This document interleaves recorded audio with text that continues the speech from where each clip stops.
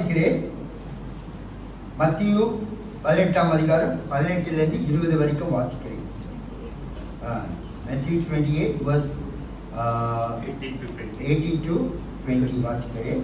அப்பொழுது இயேசு சமீபத்தில் வந்து அவர்களை நோக்கி, வானத்திலும் பூமியிலும் சகல அதிகாரம் எனக்கு கொடுக்கப்பட்டிருக்கிறது.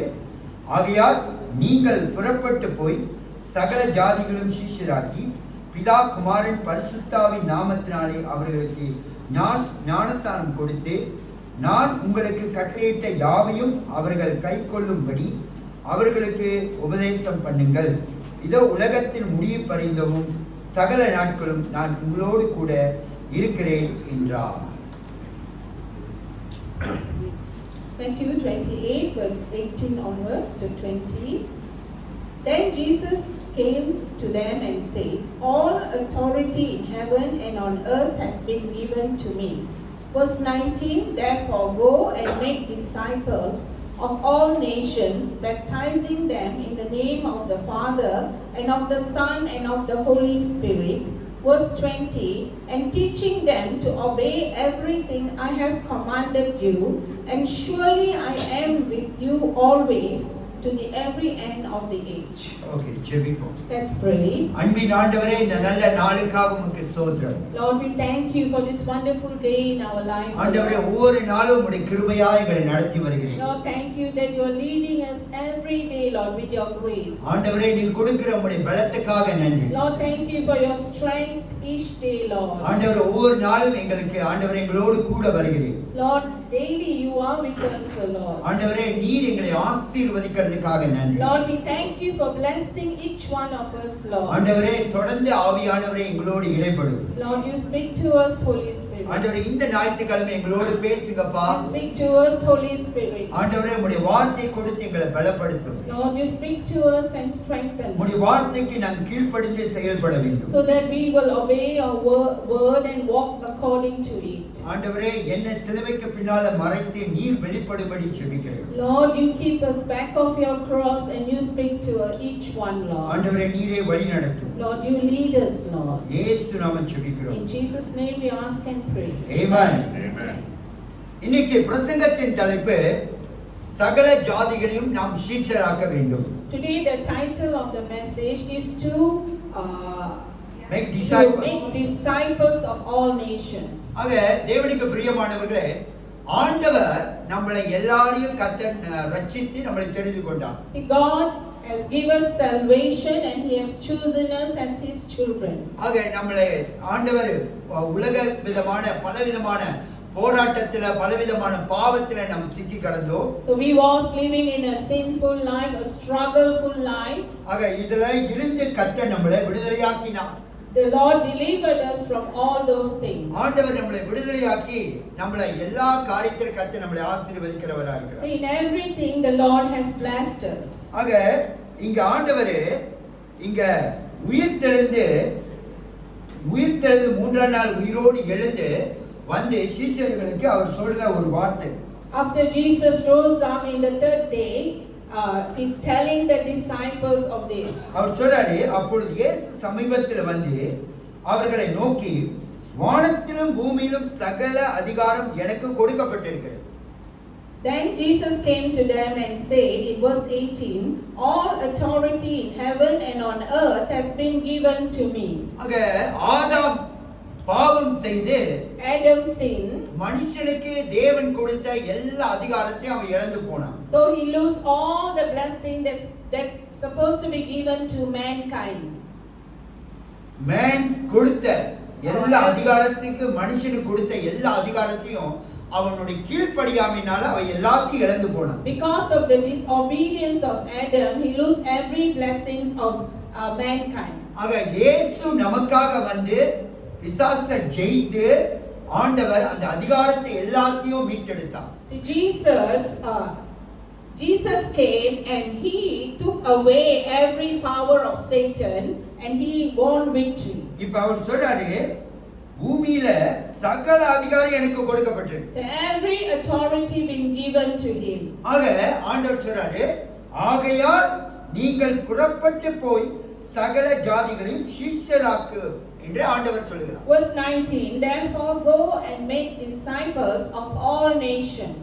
ஆண்டவர் சொல்றாரு, சீஷர்களை பார்த்து சொல்றாரு, நீங்க போயிட்டு அநேகரை சீஷராக்குங்கள். See, Jesus is telling his disciples, go and make disciples. ஆக தேவனுக்கு பிரியமானவர்களே, ஆண்டவர் 12 சீஷர்களுக்கு கொடுத்த ஒரு கட்டளையா இருக்கிறது. See, this is a command given to the 12 disciples. அதே போல இந்த பிரமாணம், இந்த கட்டளை நமக்கும் உரியதா இருக்கிறது. This is also meant to each one of us, been given by Jesus. ஆக இந்த பிரமாணம் ஒவ்வொரு கிறிஸ்தவனாய் ரட்சிக்கப்பட்ட ஒவ்வொரு கிறிஸ்தவனும் இந்த பிரமாணத்தை அவன் கைக்கொள்ள வேண்டும். So each Christian must follow this command been given to us.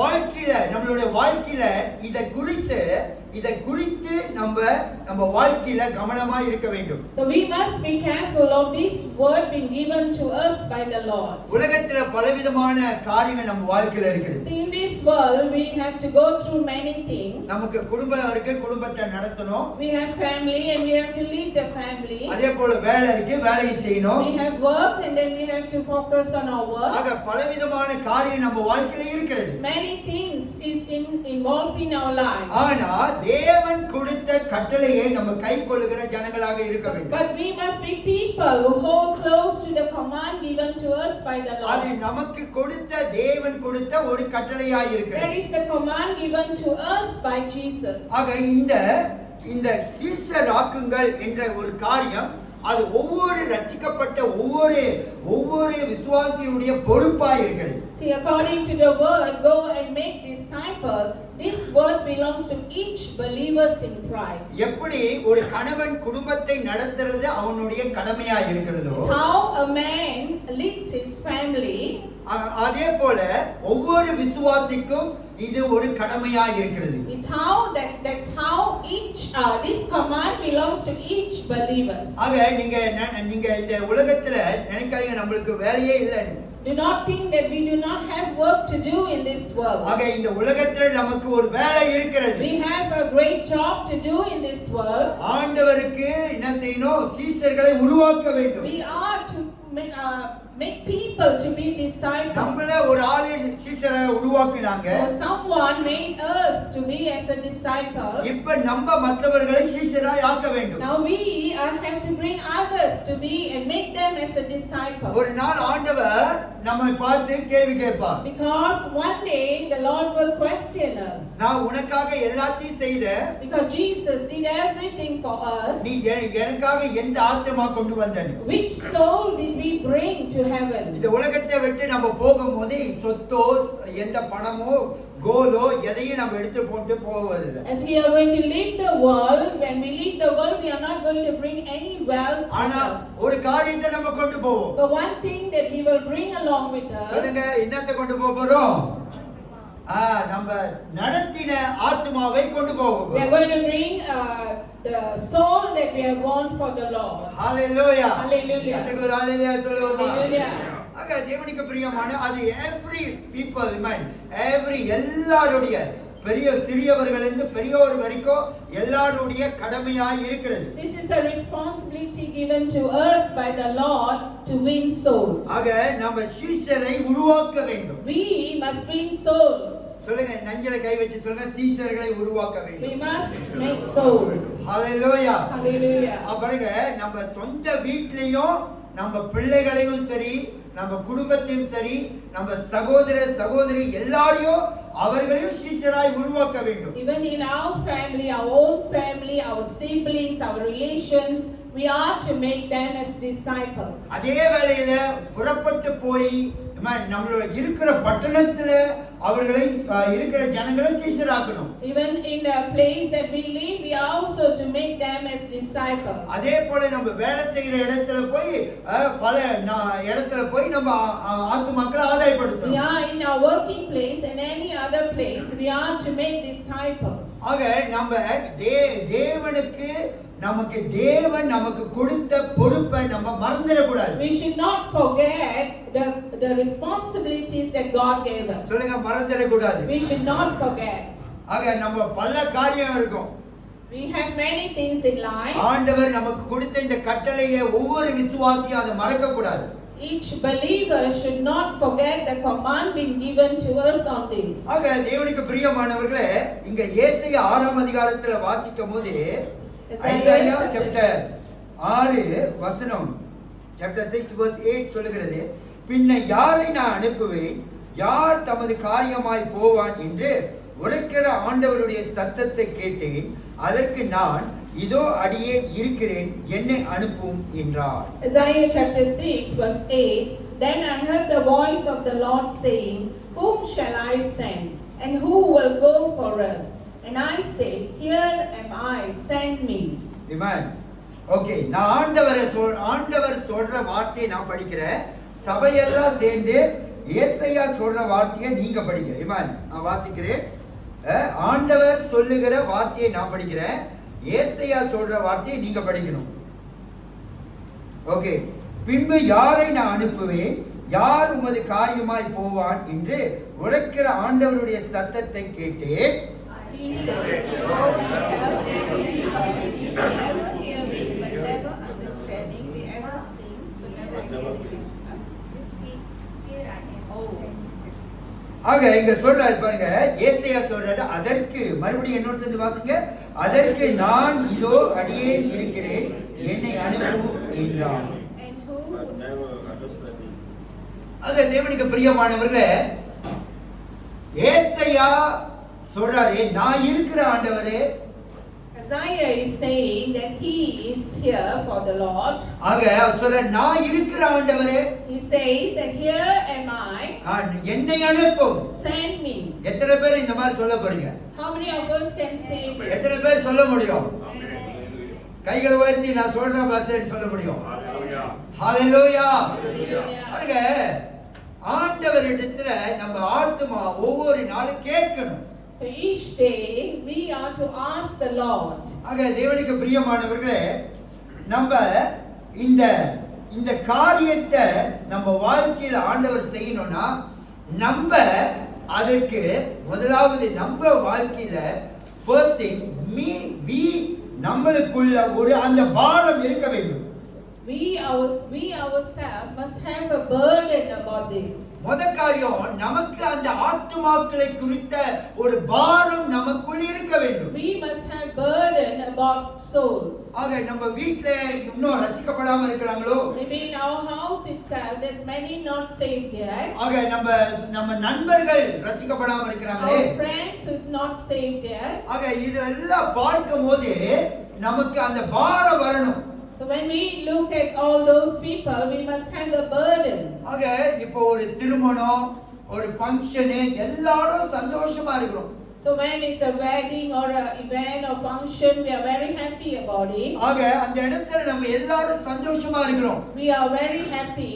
ஆக ஏனா நம்ம எல்லாரும் அங்க இருக்கிறாங்க. Because all are there and gathering together. ஆக நாளைக்கு பரலோகத்துக்கு போகும்போது, when we are going to heaven, ஆக உன்னுடைய அண்ணனோ உன்னுடைய பிள்ளைகளோ அங்க இல்லனா உனக்கு எப்படி இருக்கும்? How do you feel when in heaven you do not have your siblings with you? உங்க பிள்ளைகளோ, உங்க தாயோ, உங்க தகப்பனோ, உங்க அண்ணனோ அவங்க நரகத்துக்கு போறாங்க. Because if they are going to hell, ஆக தேவனுக்கு பிரியம், நம்ம எல்லாரும் பார்த்து கொண்டே இருக்க போறோமா? are we going to look at that? ஆக தேவனுக்கு பிரியமானவர்களே, நம்ம இந்த ஆத்துமா ரட்சிக்கப்படணும்னு சொல்லி நம்ம ஒருத்தர் குறித்த அந்த பாரம் இருக்க வேண்டும். We must have burden for those who are not saved yet. ஆக நம்ம அந்த பாரப்பட்டாதான் ஆண்டவர் நம்மளை கொண்டு பயன்படுத்த அவர் வல்லவர். When we have the burden, then God is there able to use us. ஆக இந்த ஆத்துமா ரட்சிக்கப்படணும். So that we must have burden that the soul must get saved. இவங்க ரட்சிக்கப்படணும். That this person must get saved. இவங்க ஆண்டவருடைய பிள்ளை ஆகணும். This person must be God's child. ஆக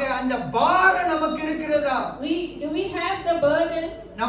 நம்ம சுத்தி இருக்கிற சூழ்நிலையை பார்த்து நம்ம சின்னங்க இவங்க அப்படி அவங்க அப்படினு சொல்லி நமக்கு பலவிதமான குறைகளை நம்ம சொல்லிரோம். So some people like to complain about other people.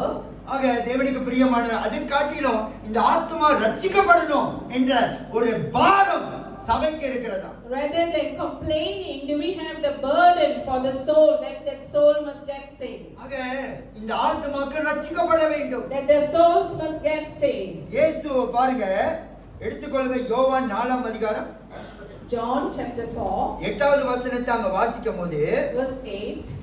அங்க வாசிக்கும்போது ஒரு சமாரியா பெண்ணை இயேசு அங்க சந்திக்கிறார். So Jesus is meeting a Samaritan woman. இந்த சமாரியா பெண்ணுக்கு அவளுடைய வாழ்க்கை ஒரு சரியில்லாத ஒரு வாழ்க்கை. So this Samaritan woman's life was not a proper life. அவ வந்து ஒரு விபச்சாரமான வாழ்க்கை வாழ்ந்து கொண்டிருக்கிறார். She was not living a rightful life. ஏறக்குறைய அவளுக்கு 5 ஹஸ்பண்ட் இருக்காங்க. She had 5 husbands. மாறி ஒவ்வொரு ஆணி கூட வாழ்ந்து கொண்டிருக்கிறார். She was living with each man. அவள் ஒரு கேடுகட்ட ஒரு வாழ்க்கை வாழ்ந்து Her கொண்டிருக்கிறார். life was not a proper life. ஆக அநேக சமுதாயத்தினர் தள்ளப்பட்ட ஒரு மகளாய் இருக்கிறார். She was a person being left out in the society. பாருங்க, இயேசு அந்த இடத்துக்கு சமாரியாவுக்கு போகிறார். So Jesus is going to Samaria. Actually யூதர்கள் வந்து சமாரியாவுக்கு போக மாட்டாங்க. So the Jews does not go to Samaria. ஏன் சமாரியாவுக்கு போக மாட்டாங்கன்னா, சமாரியால வந்து அநேக விதமான கலப்பு திருமணங்கள் அங்க இருக்கனால யூதர்கள் சமாரியாவுக்கு போக மாட்டாங்க. The Jews does not go to Samaria because in Samaria many married mixed marriages. அவங்க எருசலேம் வந்து கலிலியாவுக்கு போனேன்னா சமாரியாவை விலக்கி வளைஞ்சி அப்படிதான் அவங்க போவாங்க. So from Jerusalem to Galilee they have to go through Samaria. No, they won't go through Samaria. They will avoid. They will avoid Samaria. ஏன்னா சமாரியா வந்து ஒரு கலப்பம் நிறைந்த ஒரு ஜனங்களா இருந்தாங்க. Because the people there is mixed marriages. ஆனா இயேசு சமாரியாவுக்கு போனார். But Jesus went to Samaria. Hallelujah. Hallelujah. இயேசு சமாரியாவுக்கு போனார். Jesus went to Samaria. சமாரியாவுக்கு போனது மட்டும் இல்ல, It's not just going there. அங்க என்ன நடக்கிறது? அங்க ஒரு கிணத்து, யாக்கோபுடைய கிணறு இருக்கிறது. So there was a well of Jacob. அங்க வாசிக்கிறேன் வசனம் 32. அங்க அதற்கு அவர் நான் புசிப்பதற்கு சாரி இந்த வசனத்தை விட்டுனேன்.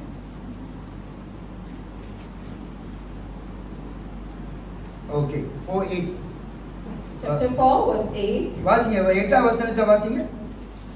அப்பொழுது சமாரியா நாட்டாளாகிய ஒரு ஸ்திரீ தண்ணீர் மொள்வதற்கு இயேசு அவளை நோக்கி தாகத்திற்கு தா என்றார். பாருங்க, இந்த இடத்துல ஒரு கிணறு இருக்குது, யாக்கோபுடைய கிணறு. அந்த இடத்துல இயேசு அங்க இருக்கிறாரு, தனியா இருக்கிறாரு. அங்க இந்த சமாரியா பெண்ணு வருகிறார். So there's a well of Jacob there.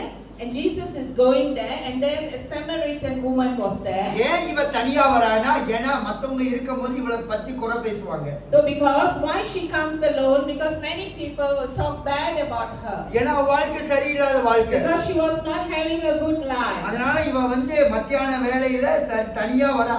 So she's coming alone to the well. ஆக தனியா வந்தபோது இயேசு அங்க இருக்கிறாரு. But Jesus was there. இயேசு சொல்றாரு, தாகத்துக்கு தா. So Jesus said, "Will you give me a drink?" பாருங்க, இந்த சமாரியா பெண்ணை அங்க வருவான் ஒரு ஆத்துமாவுக்காக இயேசு அங்க போனார். See, because of one soul, the Samaritan woman, Jesus went there. ஆக தேவனுக்கு பிரியமானவர்களே, ஒரு ஆத்துமா, இந்த ஆத்துமா ரட்சிக்கப்பட வேண்டும். So one soul must get saved. ஆக தேவனுக்கு பிரியமானவர்களே, இந்த ஒரு ஆத்துமா ரட்சிக்கப்பட இயேசு பாரப்பட்டு சமாரியாவுக்கு போனார். So Jesus has a burden and he went to Samaria because of this Samaritan woman. ஆக தேவனுக்கு பிரியமானவர்களே, அதுக்கப்புறம் என்ன நடக்குது? முழு சமாரியா அந்த இடமே அங்க இருக்கிற ஜனங்கள் எல்லாரும் ரட்சிக்கப்படுறாங்க. So after the incident happened, many people get to knew about Jesus and got saved. ஆக அந்த சம்பவம் அநேகருக்கு தெரியும். அந்த சமாரியாவுல இவள் நிமித்தம் அநேக ரட்சிக்கப்படுறாங்க. Through this Samaritan woman, many people was saved. பாருங்க, இந்த ஒரு ஆத்துமாவை குறித்து இயேசு பாரப்பட்டார். Jesus has burden upon this one woman, Samaritan woman. ஆக நம்ம இந்த மாதிரி பாவத்தில் இருக்கிற ஜனங்க, இந்த மாதிரி அட்டூழியம் பண்றவங்க, அவங்கள பார்த்து நம்ம எப்படி இருக்கோம்? How are we when we look at people who are doing sin? நம்ம அவங்கள பார்த்து குறை சொல்றோமா? Are we talking bad about them? அவங்க வாழ்க்கை இப்படி, அவங்க இது சரியில்லை அது சரியில்லைன்னு சொல்லி அவங்கள பத்தி குறை பேசிக்கிட்டு கிறிஸ்தவர்கள் உட்கார்ந்துட்டு இருக்கோமா? Are we Christians complaining about the sinful people? இல்ல அவங்களுக்காக நம்ம இந்த ஆத்துமாக்கிட்ட சுவிசேஷத்தை சொல்லணும்னு சொல்லி Do we இருக்கோம். have burden upon the sinful people to go and say about Jesus? ஒண்ணு நினைச்சுங்க, கர்த்தர் நம்மள எல்லாத்தையும் மலேசியாவுல பிறக்க வச்சது அவருடைய சித்தம். In a God's will that we are born in this country, Malaysia. அது மட்டும் இல்ல, நம்ம இருக்கிற ஒவ்வொரு இடமும் தேவனுடைய சித்தம். See, everywhere we are, that is God's will. தேவனுடைய சித்தம் இல்லாம எதுவும் நடக்காது. Nothing happens without God's will. ஆக நம்ம வாழ்க்கை அந்த இடத்துல நம்ம இருக்கிறோம்னா அந்த ஆத்துமாவை குறித்து ஒவ்வொருடைய உயிரை குறித்து நம்ம கணக்கு கொடுக்கிறவர்களா இருக்கோம். We are responsible for each soul that surrounded us. ஆக அந்த ஆத்துமாவை குறித்து நம்ம கணக்கு கொடுக்கிறோம். We are to give to counting on the souls that around us. அவங்க அழிந்து போகாதபடிக்கு, so that they should not be destroyed. ஆக தேவனுக்கு பிரியமானவர்களே, அந்த ஆத்துமா அந்த இடத்துக்காக நீங்க ஜெபிக்கணும், அந்த ஆத்துமாவுக்காக ஜெபிக்கணும், அந்த ஆத்துமாவை கர்த்தருக்குள்ள நடத்தி சீஷராக்க வேண்டும். Pray for the place, pray for the soul that's living there and lead the soul into the Lord. ஆக தேவனுக்கு பிரியமானவர்களே, இந்த மாதிரி பாருங்க, இங்க வாசிக்கும் போது அவர் அந்த ஆத்துமாவை குறித்து அவர் பாரப்படுகிறார். So when we read the word of God, we can see Jesus has the burden upon this Samaritan woman. ஆக பாரப்பட்டு மட்டும் இல்ல, நம்ம என்ன செய்யணும், அவங்களோடு நம்ம பேச்சு கொடுக்கணும். So even not just having burden about the soul, but we have to communicate with the soul. அவங்களுக்காக ஜெபிச்சிட்டே இருக்க கூடாது. It's not just praying. அவங்ககிட்ட எப்படியாச்சும் பேசுறதுக்கு நம்ம வாய்ப்பை தேடணும். We are to approach the person in any way. இப்ப பாருங்க, இயேசு 8வது வசனத்துல வாசிக்கும்போது அவன் தண்ணி மொள்ள வந்தபோது இயேசு சொல்றாரு, தாகத்துக்கு தா என்றார். So when a Samaritan woman came to draw water, Jesus said to her, "Will you give me a drink?" ஆக தேவனுக்கு பிரியமானவர்களே, பேசுறதுக்கு தமிழனுக்கு சொல்லியா கொடுக்கணும். பேசுறதுக்கு தமிழனுக்கு சொல்லியா கொடுக்கணும். பேசுறது பேச்சு கொடுக்கிறது, பேச்சு கொடுத்து நம்ம என்ன செய்யணும், ஆத்துமாக்களை ஆதாயப்படுத்தணும். So we must learn to approach the people who are unsaved. Talk to them. ஆக தேவனுக்கு பிரியமானவர்களே, அவங்களோடு நல்ல ஒரு உறவை நம்ம பலப்படுத்திக் கொள்ள வேண்டும். Build a relationship with the unsaved people. ஆக தேவனுக்கு பிரியமானவர்களே, நம்மளுக்கும் அவங்களுக்கும் ஒரு நல்ல உறவை நம்ம பில்ட் பண்ணணும். We are to have a good relationship with those who are unsaved. நம்ம அவங்கள பார்த்து மூஞ்ச வெட்டிக்கிட்டு போனா ஆத்துமா ரட்சிக்கப்படுமா? If we are going to be ignorant of them, will they get saved? சொல்லுங்க, சொல்லுங்க, ரட்சிக்கப்படுமா? இல்ல. பார்த்து தெரியாம இருந்தா ரட்சிக்கப்படுமா? If we are ignorant of the unsaved, will they get saved? ஆக தேவனுக்கு பிரியமானவர்களே, நம்ம முதலாவது ஆத்துமா ஆதாயப்படுறதுக்கு நமக்கு பாரம் வேண்டும். We must have burden for those who are unsaved. இரண்டாவது, நம்ம அவங்களுக்கும் நமக்கும் ஒரு உறவை நம்ம ஏற்படுத்தணும். We must build a good relationship with the unsaved. ஆக அந்த உறவு சரியா இருந்தாதான் என்ன செய்யும், அந்த ஆத்துமாவை நம்ம ஆதாயப்படுத்த முடியும். When the relationship is good with the unsaved, then we can minister to them about the Lord. ஆக நீங்க தொடர்ந்து இந்த சமாரியா பெண்ணும் இயேசுவை பத்தி அவர் என்ன சொல்றாரு, அந்த பெண்ணோடு பேச்சு கொடுக்கிறார். You see, Jesus is talking to the Samaritan woman. ஆக அவர் பேச பேச பேச அவருக்கு இயேசு மேல ஒரு என்ன வந்தது, ஒரு அவர் மேல ஒரு அவளுக்கும் பேசுறதுக்கு அவருக்கு ஒரு பெரிய இன்ட்ரெஸ்ட் வருது. So as Jesus was talking to her, the Samaritan woman felt good about that. பாருங்க எப்படி, ஏன்னா अनेகர் இவங்கிட்ட பேசுறது இல்ல. Because people doesn't talk to the Samaritan woman. எல்லாரும் இவளை பார்த்து மூஞ்ச திருப்பிக்கிட்டு போறாங்க. Many people ignores her. இவங்கிட்ட பேசுறதுக்கு ஒரு ஆள் இருக்கா. So there's someone talking to her. இவங்கிட்ட பேசுறதுக்கு ஒரு ஆள் இருந்தாலும் இவளுக்கும் என்ன செய்ய, இவளு பேச்சு கொடுக்கிறா. So she felt very good to speak to Jesus. ஆக இவ அப்படியே பேச்சு கொடுத்து பேச்சு அப்படியே ஆண்டவர் என்ன செய்றாரு, அவளை ஆண்டவருக்குள்ள அவளை நடத்துகிறார். You see, as Jesus talking to her, and Jesus start ministering to her. ஆக தேவனுக்கு பிரியமானவர்களே, நம்ம பாரப்பட்டு என்ன செய்யணும், ஒருத்தரோடு நல்ல ஆண்டவருக்காக இந்த ஆத்துமாவை ஆண்டவருக்காக ஆதாயப்படுத்தணும்னு சொல்லி நமக்குள்ள இருக்கிற பெருமை, நமக்குள்ள இருக்கிற attitudes இதெல்லாம் விட்டு நம்ம என்ன செய்ய, கொஞ்சம் தாழ்ந்து இறங்கி போய் ஆத்துமாக்களை ஆதாயப்படுத்துகிறோம். It is all we are to humble ourselves and go to the unsaved and minister them about Jesus. Hallelujah. Hallelujah. Hallelujah. Hallelujah. பாருங்க, நம்ம இறங்கி போலனா எந்த ஆத்துமா ரட்சிக்கப்படாது. We have to humble ourselves to minister to someone. இயேசு பாருங்க, பரலோகத்துல அவர் எல்லாத்தையும் விட்டு அவர் இறங்கி வந்து நமக்காக அவர் பலியானார். You see, Jesus came down from heaven and he sacrificed his life for us. ஆக தேவனுக்கு பிரியமானவர்களே, அந்த ஒரு நம்மளை விட்டு கொடுக்கணும். We must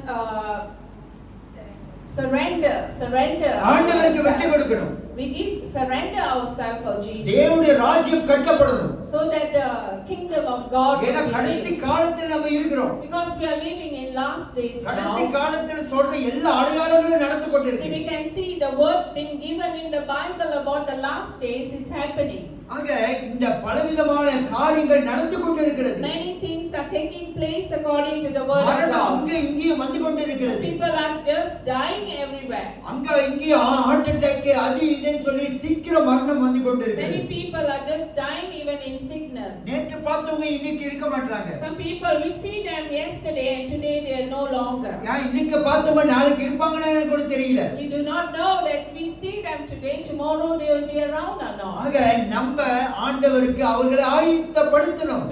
We should be people who prepare the other people to be God's disciples. ஆண்டவருக்கு ஆதாயம் செய்யணும். We must prepare, make disciples. Hallelujah. Hallelujah. அதுக்கு முதலாவது நமக்கு பாரமும் நம்ம மத்தவங்களோடு நம்ம பழகுறதுக்கு நம்ம இறங்கி நம்ம போகிறவர்களா இருக்க வேண்டும். Firstly, we must have burden and we are to humble ourselves to go to the unsaved soul. பாருங்க, இந்த பெண்ணுடைய வாழ்க்கையை பார்த்து இயேசு என்ன செய்யற, இவகிட்ட அவர் ஒதுங்கி போல. You see, by looking at her life, Jesus did not keep himself away. ஆக இவளை எப்படினாச்சும் ரட்சிக்கணும்னு சொல்லி இயேசு இவள் மேல் பிரியப்பட்டார். So Jesus was so focused to bring her into the Lord. ஆக தேவனுக்கு பிரியமானவர்களே, இயேசு தாழ்மையா இருந்தார். So Jesus was a humble அப்ப அவருடைய person. பிள்ளைகளா இருக்கிற நமக்குள்ள என்ன இருக்கணும் சொல்லுங்க, நமக்குள்ள என்ன இருக்கணும்? தாழ்மையா We இருக்கணும். are God's children and we are to humble as how he is. ஹalleluya. நம்மள இறங்கி பேசணும். We are to humble ourselves to go to other people to speak about him. ஆக நம்ம பேசும்போது தான் ஆத்துமாக்களை நம்ம ஆதாயப்படுத்த When we முடியும். speak about him, then we are preparing them.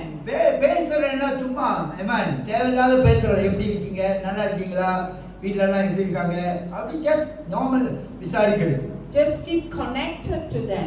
ஆக அவங்க இன்னும் பேச்சு கொடுக்கும்போது அப்படியே நம்ம பேசலாம். The more you keep connected to them, you can slowly minister to them. அப்படியே நீங்க என்ன செய்யலாம், உங்க வாழ்க்கையில நடந்த சத்தியங்களை சாட்சிகளை நீங்க சொல்ல You ஆரம்பிக்கலாம். can keep telling about the testimony that God does in your life. உங்க வாழ்க்கையில எவ்வளவு அற்புதங்கள் கர்த்தர் செய்திருக்கிறார். How many miracles that Jesus have done in your life. ஆக அப்படியே என்ன செய்ய, சத்தியத்தை அப்படியே சொல்லுங்க.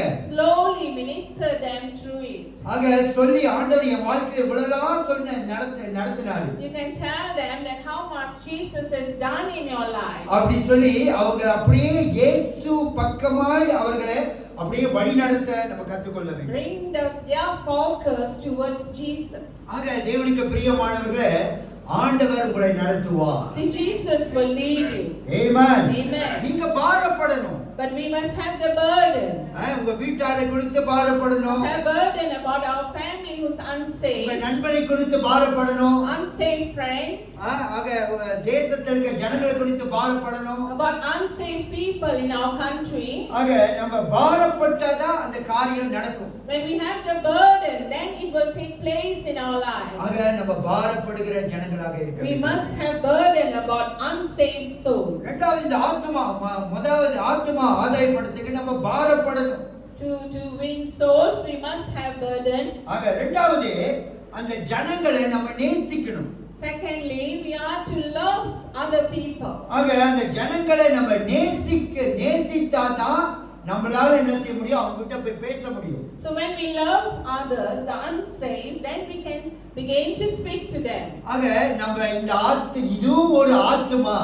So we should think, oh, this is also a soul for me. ஆக இதுவும் தேவனுடைய ஆத்துமா. So this soul also belongs to the Lord. பிச்சைக்காரனா இருந்தால் அவனோ ஒரு சொல்லுங்க, அவனும் ஒரு ஆத்துமா. Even though it's a beggar, but they are also a soul for the Lord. கெட்டவனா இருக்க, திருடனா இருக்க, கொலைகாரனா இருக்க, எவனா இருக்கணும், அவனும் ஒரு ஆத்துமா. Even though they are wicked people, but still they are also a soul. ஆக பாருங்க, இயேசு பவுலை ரட்சித்தாரு. You see, Jesus touched Paul's life. Pavul எவ்வளவு கொடூரமான ஒரு மனுஷனா இருந்தாரு. So he was a very wicked person. அவர் கிறிஸ்தவர்களை கொலை செஞ்ச மனுஷன். He wants to kill the Christians. அப்படிப்பட்ட பவுலை ஆண்டவர் ரட்சித்தாரு. But that's how God touched Saul. ஏனா தேவன் நேசித்தார். Because Jesus loved him. ஆக அதே போல நம்ம விசுவாசிகளாக இருக்கிற நம்ம நேசிக்க வேண்டும். As believers in the Lord, we are also to love the unsaved. நன்மை காண்பிக்கணும். We are to show them the concern and love. அவங்களுக்கு ஒரு சீக்காரங்க விசாரிக்கணும். When they are sick, சத்தியத்தை மட்டும் call சொல்லிட்டு them, பேசாம talk to இருக்கக்கூடாது. them and check on them. பாருங்க, சத்தியத்தை மட்டும் சொல்லிட்டு போதுமா? It's not just telling the word of God. அவங்க தேவனுடைய அன்பை நம்ம காண்பிக்கணும். We are to show the love of Christ to them. ஆண்டவர் நம்ம தேவன் அன்புள்ள தேவன் சொல்லி அந்த அன்பை அவங்களுக்கு நம்ம காண்பிக்கிற ஜனங்களாக இருக்க வேண்டும். Because Jesus is love and we are to show Jesus love to the unsaved. ஆக அவங்களுடைய கஷ்டத்துல நம்மளால முடிந்த உதவிகளை நம்ம செய்யணும். In their difficulties, whatever we can help them, we help them. பாருங்க, நம்ம என்ன செய்யணும், ஆத்மா பாரப்பட்டு அந்த ஆத்மாவோட நல்லா கம்யூனிகேட் பண்றோம். அந்த ஆத்மாவை நம்ம என்ன செய்யணும், வழி நடத்துறதுக்கு அவ பாரப்படணும். We must have burden to lead the people, unsaved people. அதே இரண்டாவது கட்டம், நம்ம அவங்களை நேசிக்கணும். Secondly, we are to love the unsaved. ஆக அவர்களுக்கு நேசித்து அவர்களுக்கு செய்ய வேண்டிய காரியத்தை செய்யணும். And meet their needs. முடிஞ்சா ஒரு சமைச்சு கொடுக்கலாம். Maybe you can cook for them. அவங்களோட எப்படி ஒவ்வொரு நாளும் குட் மார்னிங் அடிச்சு குட் மார்னிங் அனுப்பி எப்படி இருக்கீங்க கேட்கலாம். Maybe you can communicate through WhatsApp. எல்லாம் ஓகேங்களா, நல்லா இருக்கீங்களா அப்படி Just check on them, how are they? அவங்களுக்கு என்ன கேட்கறதுக்கு ஒருத்தர் இருக்கிறானே. So they could feel that someone is concerned on me. பாருங்க, நினைக்காதீங்க இந்த உலகத்துல இருக்கிறவங்க எல்லாமே அன்பு பெற்று இருக்கான்னு நினைக்காதீங்க. Do not think that everyone in this world have love in them. சில நேரத்துல சில குடும்பத்தில் சொந்த குடும்பத்திலேயே அன்பு இல்லாம இருப்பாங்க. In certain families, some families, they don't love each another. வீட்டுக்கு வருவாங்க, அவங்க சாப்பிடுவாங்க, டிவியை பார்ப்பாங்க, தூங்குவாங்க. They only concerned about themselves. வீட்டுல ஒரு நல்ல ஒரு கம்யூனிகேஷன் இருக்காது. There's no communication within them. நல்ல ஒரு உட்கார்ந்து அப்பா பிள்ளைங்க அப்படி சொல்லி உட்கார்ந்து பேசுற ஒரு குணம் இருக்காது. There's some people, they don't even sit together as a family and talk to each another. சிலவங்களுக்கு கூட்டாளியே இருக்காது. Some people even do not have friends. ஒரு ஆளு கூட ஒரு நல்ல ஃப்ரெண்ட் இருக்க மாட்டாங்க. There be no any good friend for them. அங்க தேவனுக்கு பிரியமானவர்கள் இப்படி அனாதையா இருக்கிற ஒரு கூட்டமும் இருக்கு. Some people always keep themselves to be alone. அவங்க ரொம்ப ரிசர்வா இருப்பாங்க. They don't mix with other people. அவங்க அப்படியே அவங்களுக்கு யாரும் இருக்க மாட்டாங்க. They do not want to mix and they will be alone. இந்த மாதிரி அவங்க கிட்ட இந்த மாதிரி நம்ம ஹலோ எப்படி இருக்கீங்க அப்படி பேசும்போது அவங்களுக்கு ஒரு ஐயோ நம்மளோட பேசுறதுக்கு ஒரு ஆள் இருக்காங்க. So if we approach such people, then they do feel that they have somebody to talk to. நான் ஏற்கனவே ஒரு போன மாசத்துல ஒரு டிக்டாக் பார்த்துக்கும்போது ஒருத்தர் இப்படியா சொன்னாரு. So pastor was looking at the TikTok and someone said in the ஒரு TikTok. டாக்டர் வந்து அந்த குடும்பத்தாருக்கு போன் அடிச்சு இந்த மாதிரி உங்க ஹஸ்பண்ட் வந்து ரொம்ப சீக்கா இருக்கான்னு சொல்லி சொல்றாங்க. So the doctor saying to the family saying your husband is very sick. ஆக அந்த வீட்ல இவர் ஹஸ்பண்ட் சீக்கா இருக்க அவங்க அப்படியா சொல்லிட்டு அவ்வளவுதான், எந்த ரியாக்ஷனும் இல்லை. So the people in the house just said, oh, he's sick, that's all. எங்க இருக்கிறாரு, ஹாஸ்பிடல்ல இருக்காரா, எது ஒண்ணுமே கேட்கல. They was not concerned even where is the husband is. பாருங்க எப்படி இருக்காங்க பாருங்க குடும்பங்கள். See how the families are living. கசப்பு வெறுப்புல குடும்பங்கள் அப்படி சிதறி கிடக்கிறது. We see because of hatred and hurtness in them. ஆக தேவனுக்கு பிரியமானவர்கள், அன்பு இல்லாம இந்த உலகம் பல விதத்துல போராடி கொண்டிருக்கிறது. We see without love many people is struggling. பாருங்க இந்த உலகத்துல அன்பு தான் ஜெயிக்குங்க. We see only love can win. ஆவிக்குரிய கனியில முதல்ல எது ஸ்டார்ட் பண்ணுது? சொல்லுங்க, எது ஆரம்பிக்குது? அன்பு. அந்த அன்பு இயேசு நமக்கு காட்டினார். You see Jesus showed his love for us. இயேசுக்கு முதல் பிதா நம்மேல அன்பு வைத்ததனால அவருடைய ஒரே குமாரனை நமக்கு கொடுத்தார். Father loved us and he brought his only son to this world. ஆக நம்மளும் இந்த உலகத்துல இருக்கிற ஜனங்களுக்கு அன்பு காட்டணும். We also as God's children to show others the love of Christ. ஆக அன்புல சுவிசேஷத்தை சொல்லி ஆத்துமக்களை ஆதாயப்படுத்தணும். We can say the word through the love of Christ. பாருங்க, என் சபைக்கு ஆத்மா சேர்க்கணும்னு சொல்லி தேக்காதீங்க. Not just bringing people into the church. என் சபைக்கு ஆத்மா சேர்க்கணும்ல, தேவனுடைய ராஜ்யத்துக்கு ஆத்மா. It's not adding numbers to the church but to win souls for the kingdom of God. சொல்லுங்க, தேவனுடைய ராஜ்யத்துக்கு ஆத்மா சேர்க்கணும். To build the kingdom of God.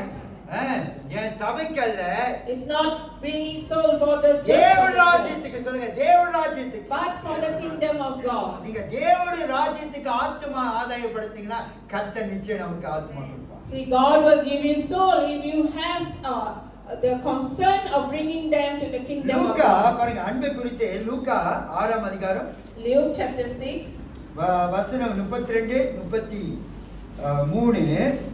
மனுஷன் உங்களை எப்படி செய்ய வேண்டும் என்று விரும்புகிறீர்களோ அப்படியே நீங்களும் அவர்களுக்கு செய்யுங்கள். வசனம் 32 ஒருத்து வாசிங்க. உங்களை சிநேகிக்கிறவர்களே நீங்கள் சிநேகித்தால் உங்களுக்கு பலன் என்ன? பாவிகளும் தங்களை சிநேகிக்கிறவர்களை சிநேகிக்கிறார்களே. ஆமென். இங்கிலீஷ்ல வாசிங்க verse 32. If you love only those who love you, why should you get credit for that? Even sinners love those who love them. Okay. 33 வா? உங்களுக்கு நன்மை செய்கிறவர்களுக்கு நீங்கள் நன்மை செய்தால் உங்களுக்கு பலன் என்ன? பாவிகளும் அப்படி செய்கிறார்களே. And if you do good to those who are good to you, what credit is that to you? Even sinners do that. ஆண்டவர் சொல்றாரு, உங்களுக்கு யார் அன்பு காட்டுறாங்களோ அவங்களே நான் நேசிப்பேன் அப்படி சொல்லி நம்ம செய்யணும். So in the word says, if you love those who love you, what credit is that to you? மனுஷனுடைய சுபாவம் அப்படிதானே.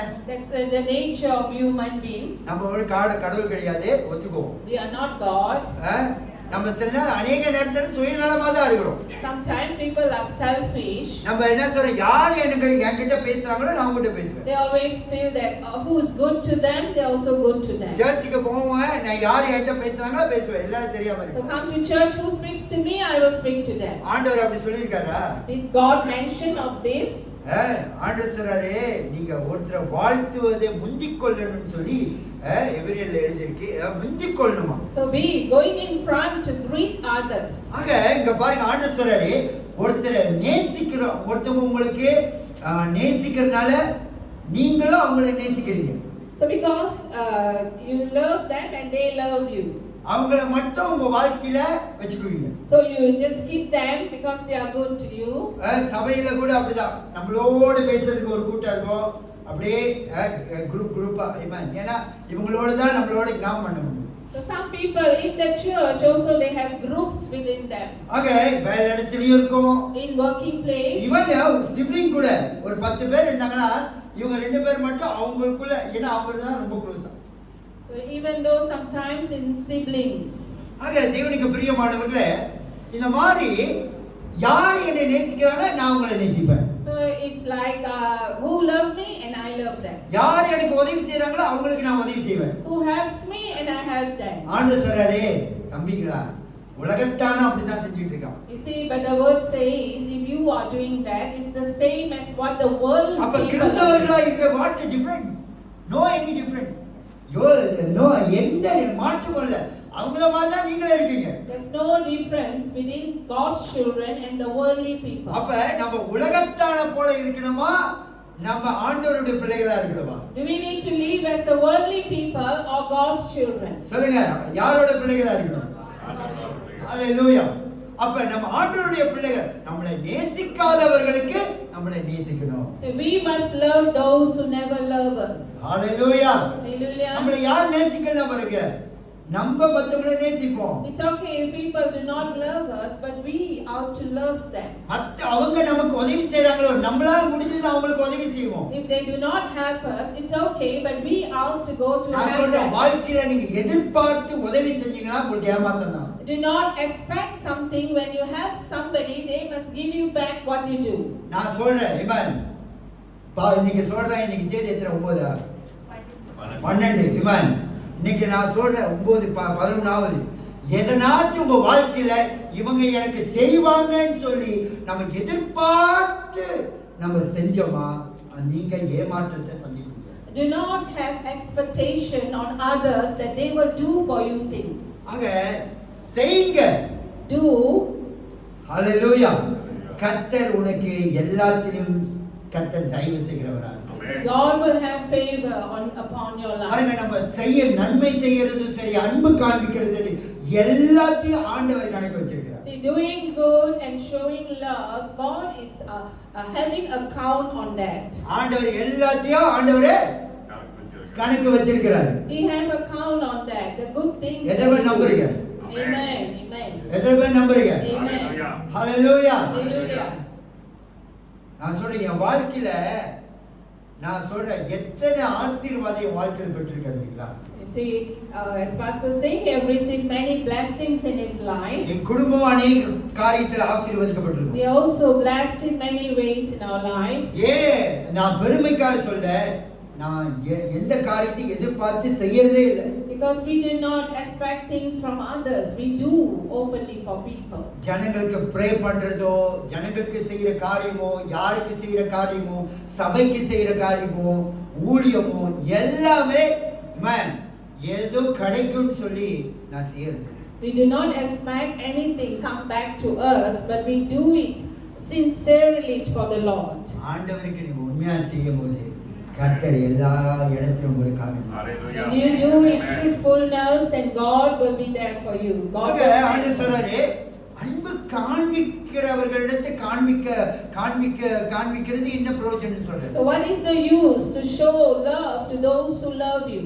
பாருங்க இதை நம்ம மாத்தி. So we are to change on this. இனிமே நம்ம என்ன செய்வோம் மத்தவங்களை நேசிப்போம். எத்தனை பேர் ஆமென் சொல்றோம்? We must learn to love others. Hallelujah. Hallelujah. நம்மளை நேசிக்கிறாங்களோ இல்லையோ நம்ம நேசிப்போம். Whether people loves us or not, we are to love others. Hallelujah. Hallelujah. இதை தெரிஞ்சுக்கிட்டேன். மத்தவங்க என்னை நேசிக்கிறாங்களோ இல்லையோ நான் அவங்களை நேசிக்கிறேன். So whether people loves us or not, we are to show our love. என்னை பத்தி என்ன குறை பேசினாலும் எனக்கு கவலை இல்லை. Don't bother about what people speaks bad of சொல்லுங்க you. கவலை இல்லை. Do not worry. Relax.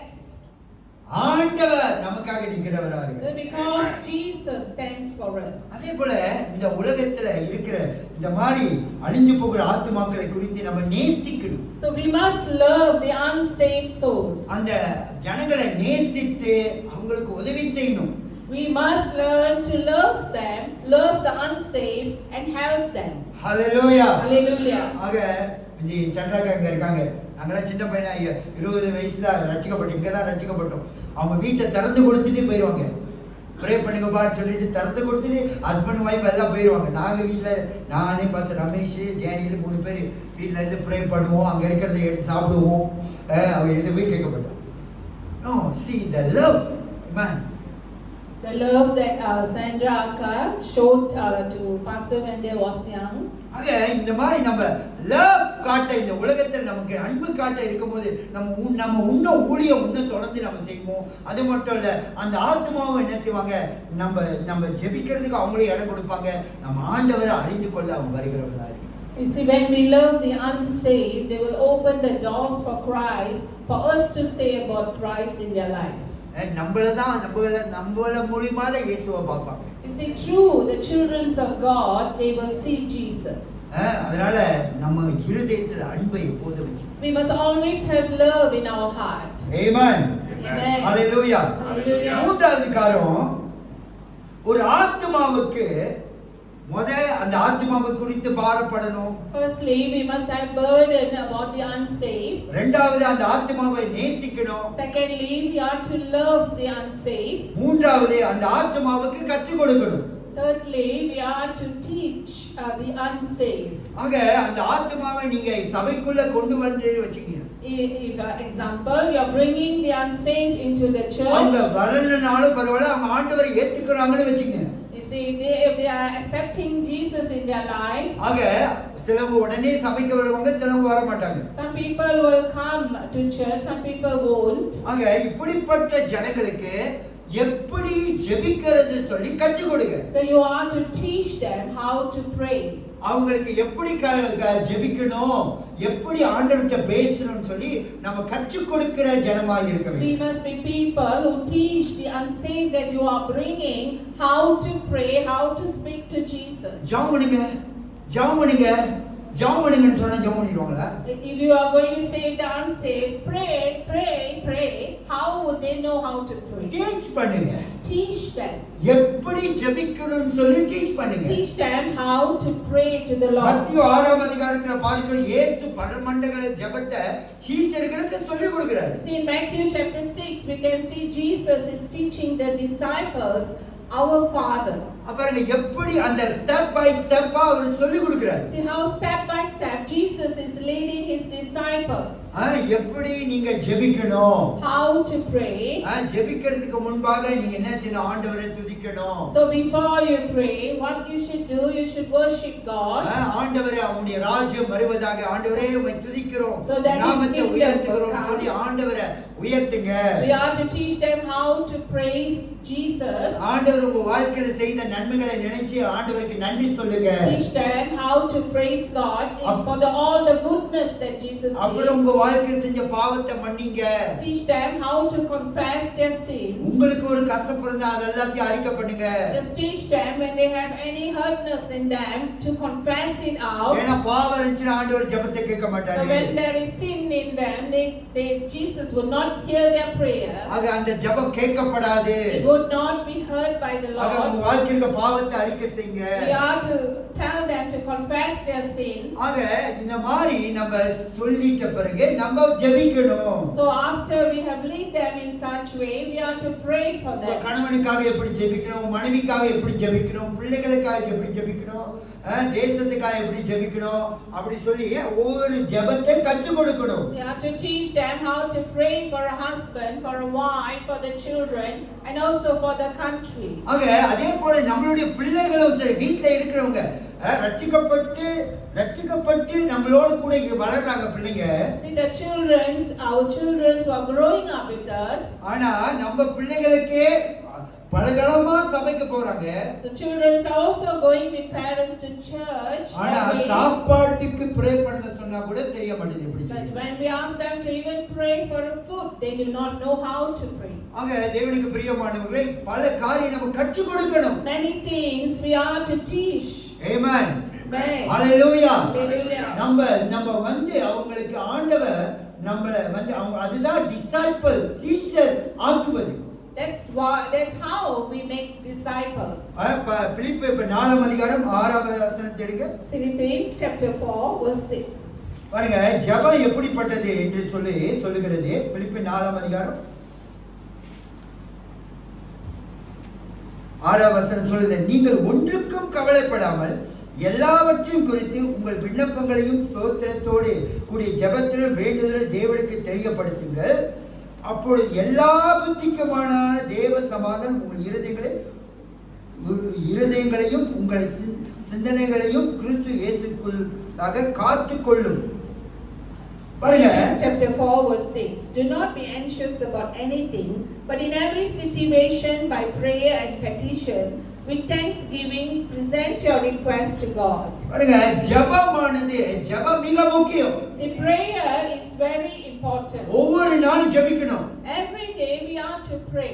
நம்ம நேரத்தை ஒதுக்கணும். We are to keep time for prayer. அவங்களுக்கு சொல்லுங்க, ஜெபம் மிக முக்கியம். Tell others who disturbs you, tell them that prayer is important. சபையா உங்களுக்கு சொல்றேன், ஆண்டவருக்கும் நமக்கு இருக்கிற ஒரு ஒப்பந்தம் என்ன தெரியுங்களா?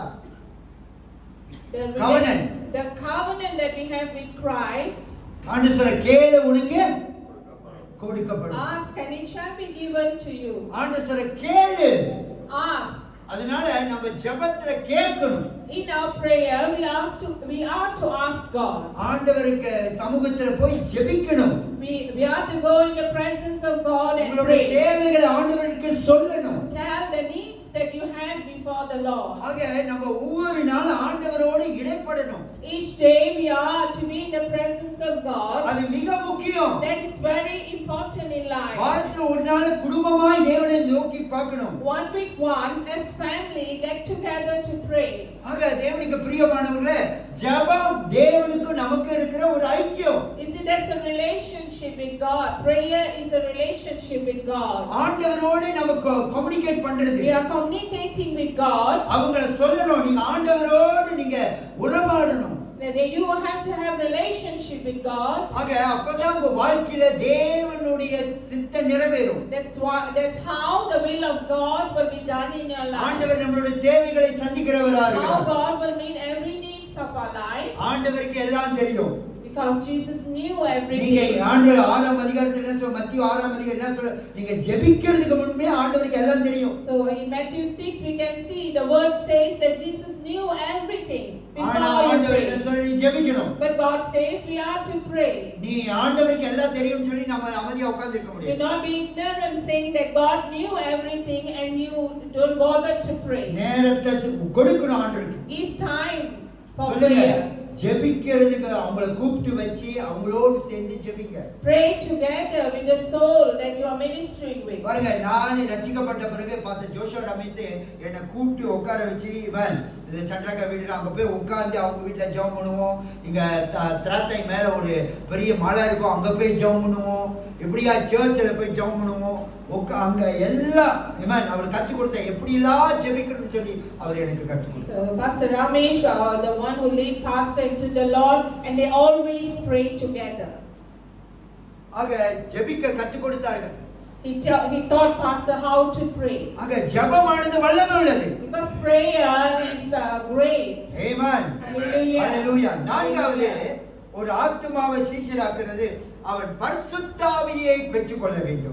After we are ministering to a soul, the soul must accept Holy Spirit in their life. ஏனா அப்போஸ்தலர் 1ஆம் அதிகாரம் 8வது வசனம் சொல்கிறது, Acts chapter 1 verse 8. என்ன பரிசுத்த ஆவி உங்களிடத்தில் வரும்போது எடுத்துக்கொள்ளுங்க அந்த வசனத்தை.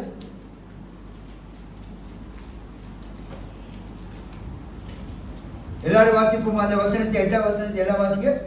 பரிசுத்த ஆவி உங்களிடத்தில் வரும்போது நீங்கள் பலனடைந்து எருசலேமில் யூதா முழுவதும் சமாரியாவில் பூமியின் கடைசி பரிந்தும் எனக்கு சாட்சிகளாக இருப்பீர்கள்.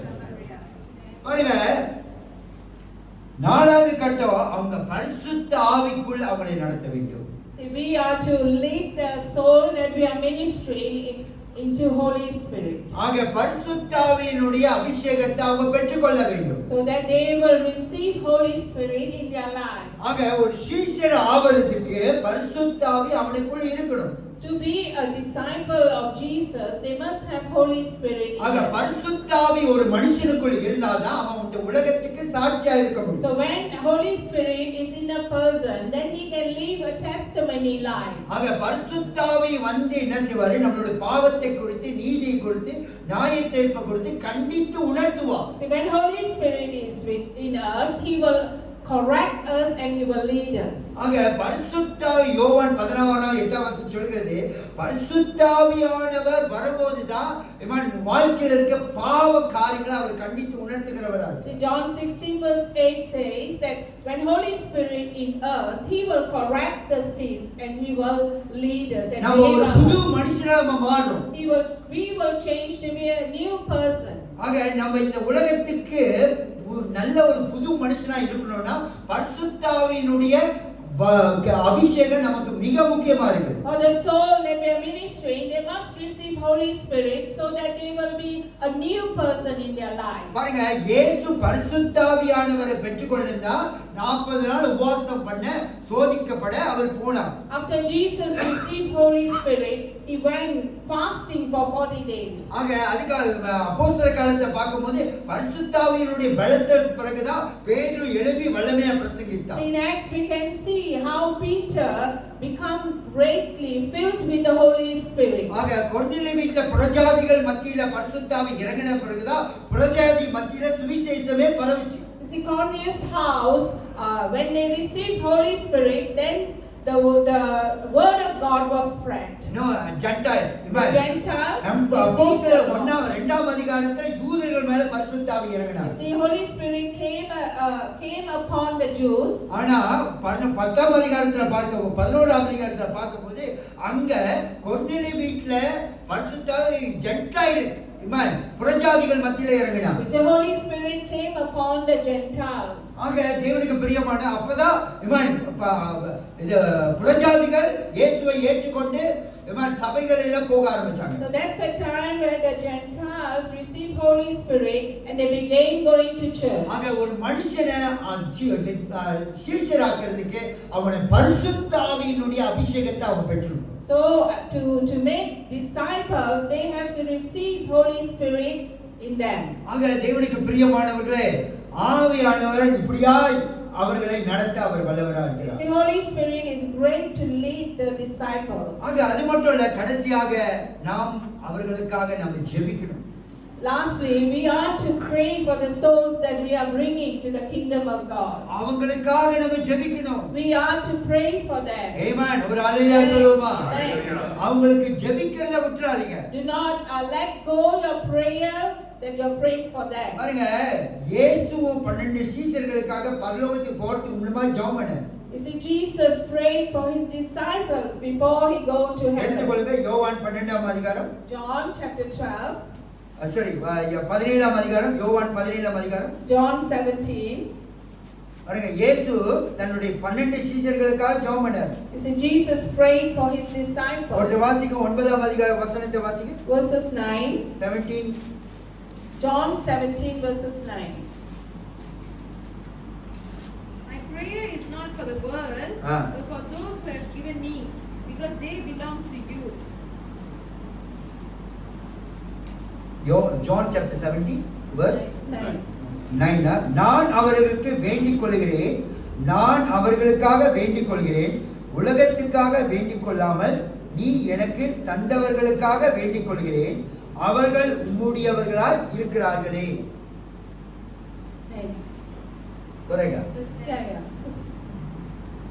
இப்ப இயேசு சொல்றாரு, என்ன சொல்றாரு?